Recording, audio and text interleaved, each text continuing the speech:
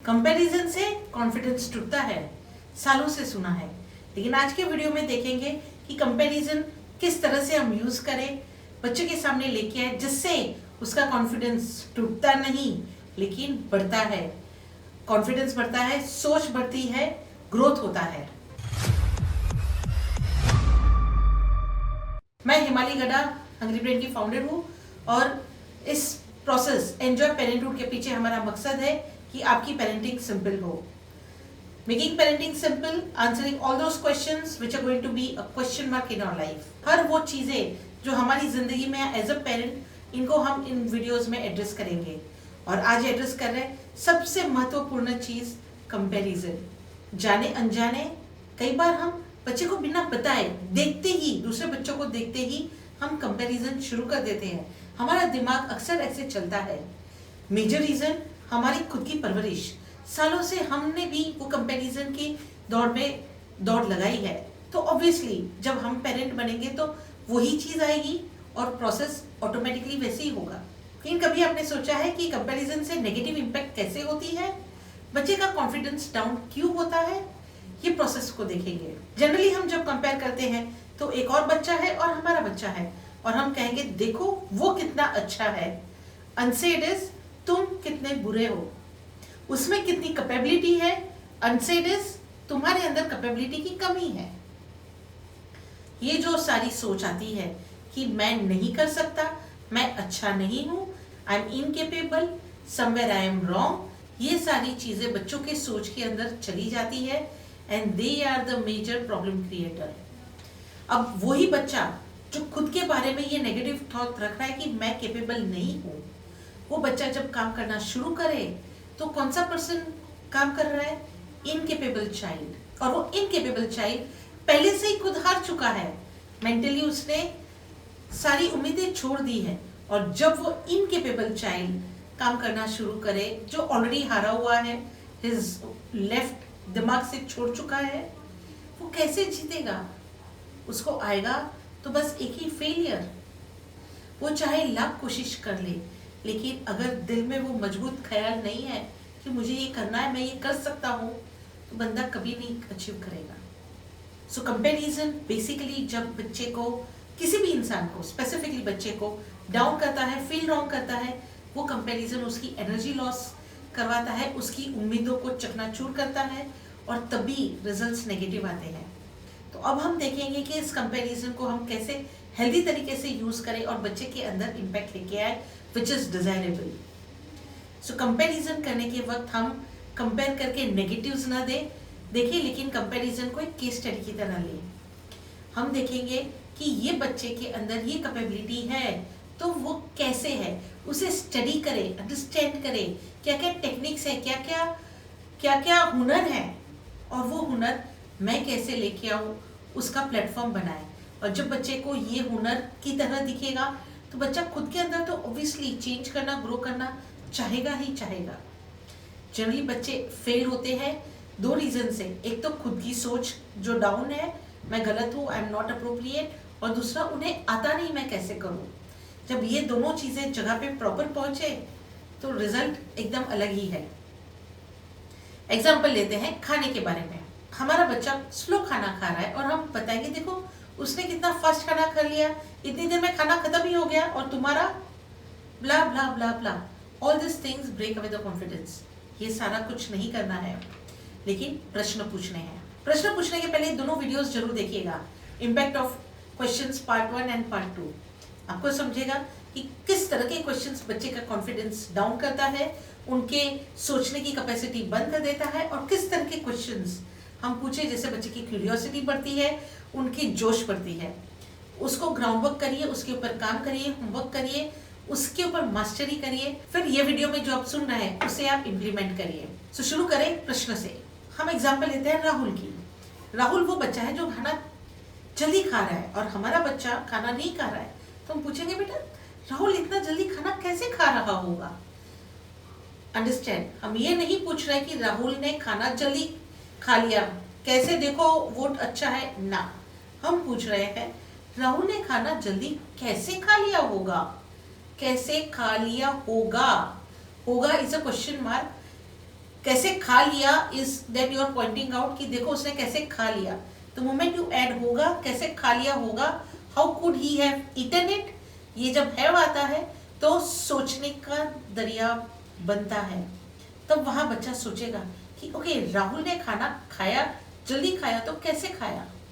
Then will ask क्या उसने इतनी चपाटी खाई थी या कम ज्यादा थी, या सब्जी कम ज्यादा थी, या वो जल्दी जल्दी ले रहा है, he is chewing it for less time. है क्या माजरा, what is the main thing important. हमें कोई जवाब देने की जरूरत नहीं, ना बच्चे से जवाब एक्सपेक्ट करने की जरूरत है. यहाँ सिर्फ हम रखेंगे बच्चे को सोचने के लिए. हमारे पास बहुत सारे काम है, बच्चे के पास सिर्फ एक ही काम है, सोचना सोचना सोचना. और हमारे पास इतनी सारी चीजें हैं सोचने के लिए, लेकिन बच्चे के पास बहुत कम चीजें होती है सोचने के लिए. जब उन्हें नई चीज मिलती है जहां वो सोच सके तो दे आर वेरी हैप्पी. ये खुशियों में हम थोड़ा ऐड करें, उन्हें थोड़े टॉपिक्स दें सोचने के लिए, समझने के लिए, उनको एक्सपेरिमेंट करने के लिए. So when they start seeing it कि दूसरे बच्चे ने ऐसा क्यों किया, out of curiosity they can find the difference. इसमें सबसे इंपॉर्टेंट पॉइंट है you have to accept and understand your child is proper. वो लेट खा रहा है, टाइम ले रहा है, इट्स ओके, वो रॉन्ग नहीं है, गलत नहीं है. और उसको रेजिस्ट मत करिए. रेजिस्टेंस सबसे बड़ा दुश्मन होता है. अब एक एग्जांपल ले लीजिए, आप आंख बंद करके एनिमल को सोचिए एलिफेंट के अलावा. क्या एलिफेंट दिमाग में आया? एलिफेंट दिमाग में आया ही होगा. This is human psychology. हमें जो नहीं सोचना, नहीं करना, नहीं चाहिए वो ही भर के आता है, और फिर आंखें दिमाग दोनों उसी को ही ढूंढता है कि वो कहाँ मिलेगा. इसीलिए कहा जाता है कि दिन में हजारों इंसिडेंट होंगे.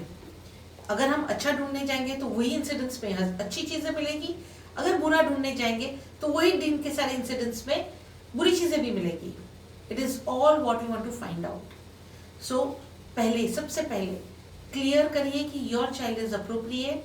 वो खाने को टाइम ले रहा है तो खाने को टाइम ले रहा है, उसमें सही गलत कुछ नहीं है. This is it. और यहाँ से हमें कहाँ पहुंचना है कि वो जल्दी खाना खा ले और आगे क्विकली बढ़े. इसकी और तरकीबें आगे के वीडियोस में बताएंगे, लेकिन आज जो हम देख रहे हैं कि हम किस तरह से क्वेश्चन से इसको पॉजिटिवली ले. सो टेकिंग इट अहेड, जब हम उसे इस तरह के क्वेश्चन पूछेंगे वो सोचने लगेगा, जवाब नहीं होगा, लेकिन जब खेल रहा है और कुछ कर रहा है then those questions are there back of the mind. उसके जवाब वो बच्चा ढूंढ ही रहा है. मे बी 5 दिन, 10 दिन, 1 महीना, 2 महीना, मे बी 5 महीने के बाद उसे पता चलेगा कि उसमें और मेरे में क्या डिफरेंस है. और वो सिर्फ राहुल को नहीं, हर बच्चे को देखेगा जो खाना खा रहा है और उसके साथ वो कंपेयर करेगा, समझेगा, हर एक प्रोसेस को समझेगा. और अगर कंपेयर करने के लिए ना हो तो खुद के क्वेश्चंस पूछो. जैसे एक लड़का है चैत्य को पूछे, चैत्य तुझे खाना खाने को 1 घंटा लग रहा है, तो किस में ज्यादा टाइम लग रहा है? तुम्हें च्यू करने में टाइम लग रहा है, नंबर ऑफ च्यूज ज्यादा कर रहे हो, या तुम्हारे 2 बाइट्स के बीच में टाइम लग रहा है? चैत्य के पास कोई प्रश्न का जवाब ही नहीं था, उसने कभी सोचा भी नहीं था कि ये कैसे हो रहा है. लेकिन जब मैंने चैत्य को ये क्वेश्चन पूछा और छोड़ा तो that's the time he will start thinking. वो फिर रोज खाना खा रहा है, जब दिन में 2 बार, और वो प्रश्न उसके दिमाग में दौड़ रहा है and he started observing it.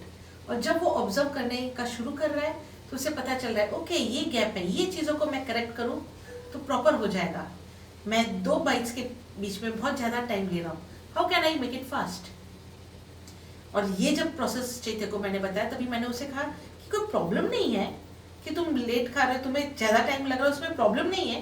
लेकिन मैं ये क्वेश्चन इसलिए पूछ रही हूँ कि अगर तुम्हें इसके जवाब मालूम हो तो कभी भी तुम्हें फास्ट खाना हो तो यू हैव एन एक्सेस.